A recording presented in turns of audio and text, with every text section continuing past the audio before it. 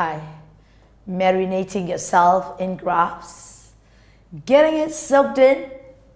Now I remember when I was a student, this is my secret. It's not to do many sums, but to do the most challenged sums. A few, but thought-provoking, thinking sums that makes you really get it right.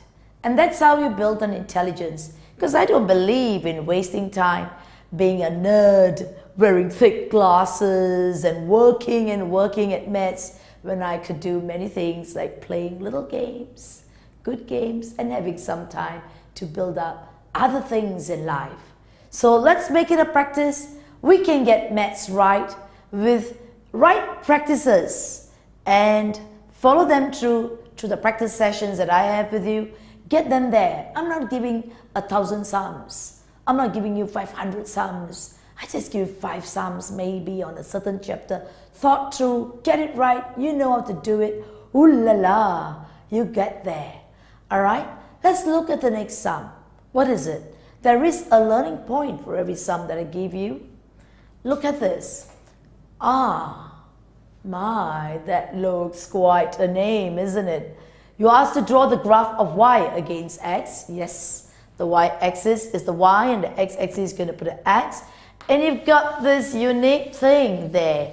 The y is embedded in all these alphabets and numbers. And then they tell you that the relationship between the x and the y. This tells us that we got to spare y. Get the 5x out of it. And then make y the leader and get that equation and then see it. Alright? They want us to find out what is t. And then they want to find a graphical solution of this. Another form and another form. And you've got to do lots of simple surgery. Mathematical, graphical surgery. Right? Okay, let's get the bottom of it all. And also we want to draw another graph.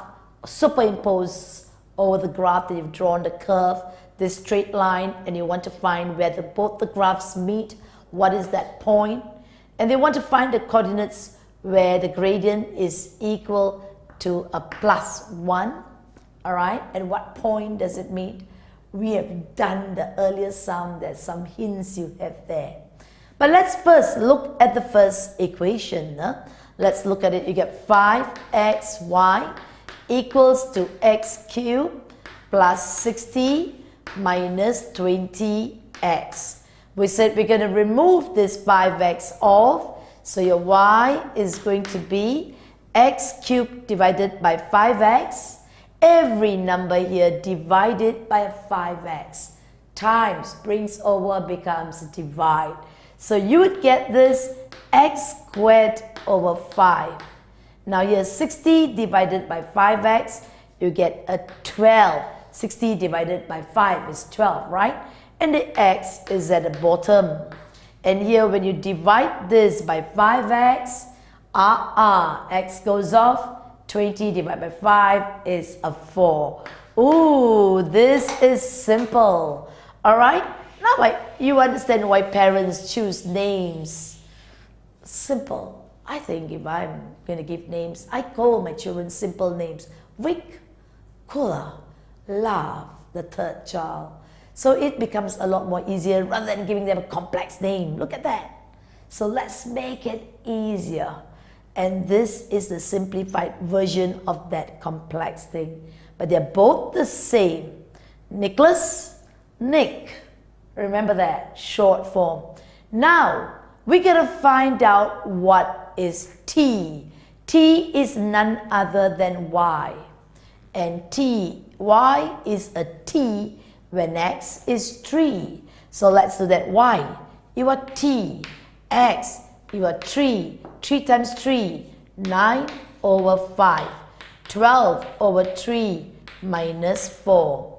Now, oops, this is a plus. I should have put a plus. Careless, alright?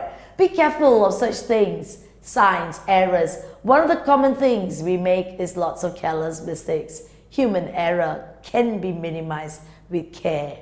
Now we've got a 9 over 5. 12 divided by 3 is a 4. 4 minus a 4 is gone. 9 divided by 5 is 1 whole and 4/5. 4/5 is 8/10. That means it's 0.8. So your T is 1.8. So this is 1.8. Right? You got it. And look at the graph and get a mental picture. Now as the x is stretching from 1, 1.5, 2, 3, as the x is going on right up to 7, from 1 right up to 7, how does y move? When x is 1, y is 8.2. As x goes on, y drops to 4.5, it goes to 2.8, it goes to 1.8, drops to 1.8, and then it stops climbing again. It goes to 2.2, 3.4 is going up, 5.2, 7.5. So you can see it starts at 8.2, it goes down to 1.8, starts to climb again, and it goes to 7.5. Well, this, if you look at this graph, is this a parabola? You think so? I'm afraid if you did, it's not right. But if you thought it's not, you are so right. It's not a parabola. Why? It's because of the x below. Remember, the x below. A parabola takes the form of this. All parabolas. Y equals to ax squared plus bx plus c. This is 12 over x, so that makes it not. Although I know many of you, if you thought it's a parabola because of x squared. So don't get cheated there. It's a shape like a U, but it's no line of symmetry. One side is a lopsided U, alright? Okay, let's draw this graph. They want you to draw and then get the graphical solutions. So let's move on. Now, whenever you draw a graph, you got to look at the highest point and the lowest point. The highest point of y is 8.2, and the lowest point of y is 1.8, around there. So that gives us the range of y. We can also see there's no negative y at the moment, right? You don't see it. And also, as for x, is from 1 right up to 7. So your x stretch and your y stretch. Draw your graph. This is your x-axis. I'm going to do just approximately with my space. I'm going to manage them. Alright, because I'm going to write all your answers below. So understand me, please. While you have your papers, your pages, write it neatly, clearly. Be as accurate as you can. If you need a graph paper, please do use them. Now, the scale that we gave here was for every 2 cm for 1 unit on both axes. Alright? 2 cm, for every 2 cm, it's 1 unit. So use it for your graph paper. Now, I want 1 to 7. 1, 2, 3, 4, 5, alright, 6, 7. That's the x. The y is from up to 8. So I want to say this is about 2. Oops, maybe it's a bit too tall. 2, 4, 6, 8, and maybe I like to, because it's 8.2, I like to go up to 10. That's your y and that's your x. Alright? So now you, my dear, you've got your graph, I'm sure. Let's look at a comparison.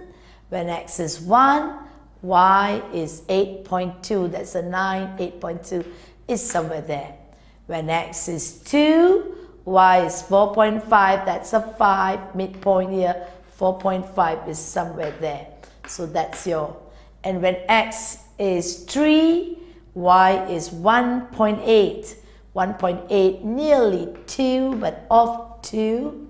When x is 4, y is 2.2, just a little above 2. When x is 5, y is 3.4, midpoint here, a little above 3.4. Alright? And when x is 6, y is 5.2. Alright? It's somewhere here. 5.2, about there. X is 7, y is 7.5 above again, halfway here. So this is what you get. Now you got your points marked.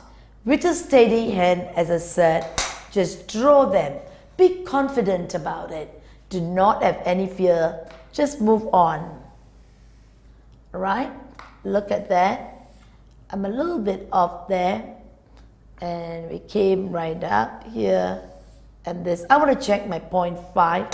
When x is 5, y is 3.4.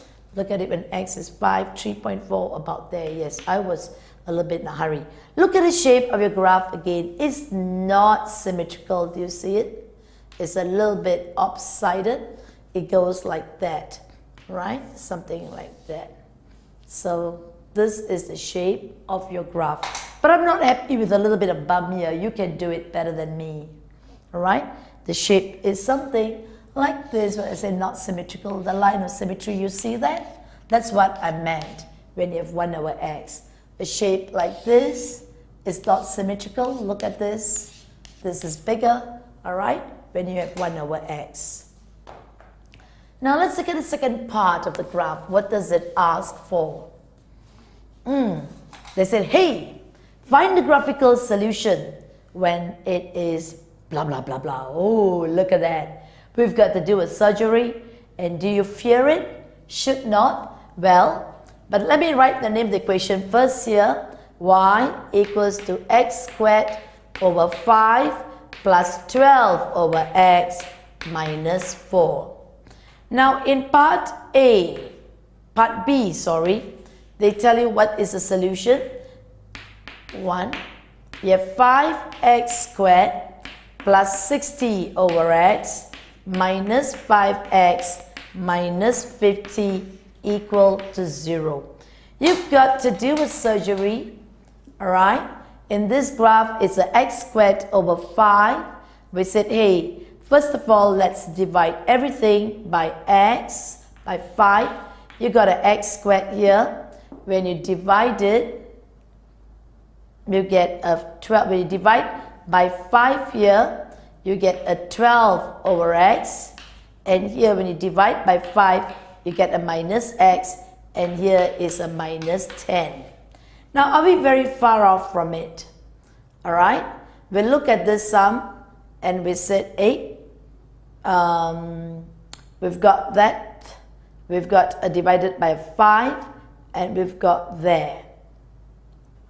All right, going on to B, part 1. We wrote this 5x squared plus, and I looked at it, I realized there was an error. I just checked what it should have been my question. I had accidentally, I'm sorry about that, slip of the hand. It should have been no 5 there. All right, please forgive me, take that off. And then the sum goes like that without the 5. We divide all by 5. The sum doesn't have a 5 there. Let me erase that off. If I divide this by 5, I get an x squared over 5. And here when we divide by 5, we get a 12 over x minus, you divide this again by 5, you get a minus x minus 10. Got me? Right. Okay, we're on track. Now we look at y again. What is y made of? Oops, yes. Yes. But we don't have a minus 4. What do we do, my dear young mathematical surgeons? You know it. We've got to move these over there. So let's move it together. We've got x squared over 5 plus 12x. Got the minus x over here. It became a plus x, a minus 10. When it comes here, becomes a plus 10. And now, what do? You have to add a minus 4. Add that here, add that here.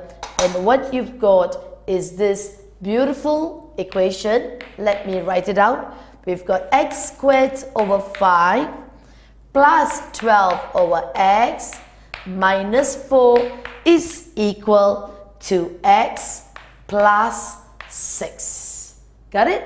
You put 10, take away 4 is 6. Now, this is none other than your y. Your y is equal to x plus 6. and you've got to draw this graph.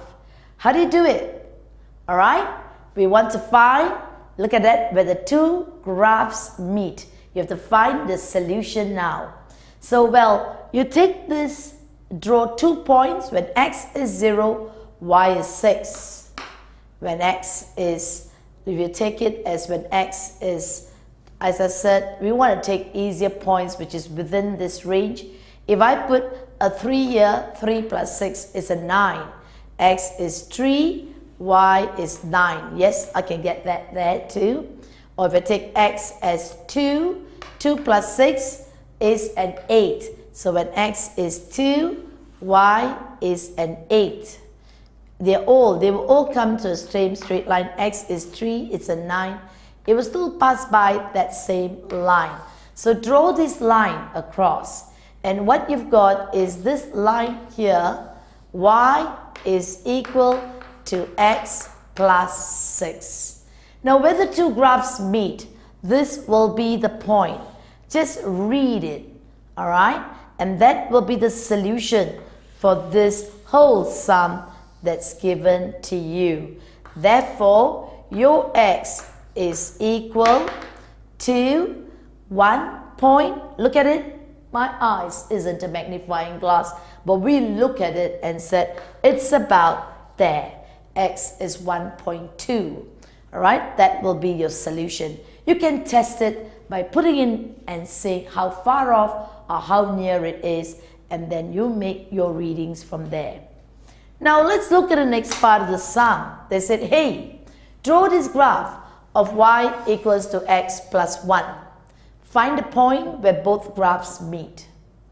And then you look at it again. We've drawn the graph of y equals to x plus 6.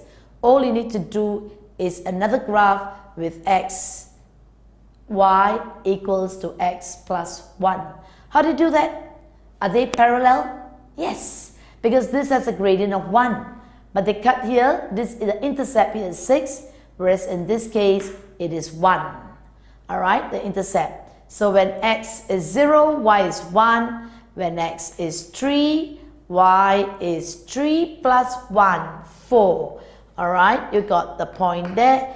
And you join these two. You can see that these two lines are parallel. And when they meet at this point about x equal to near 2.5.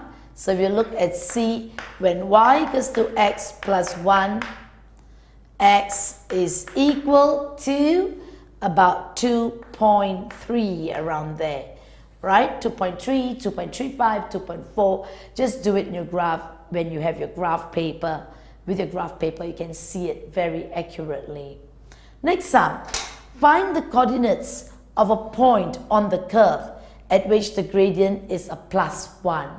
Remember we drew this graph where they all have a gradient of 1.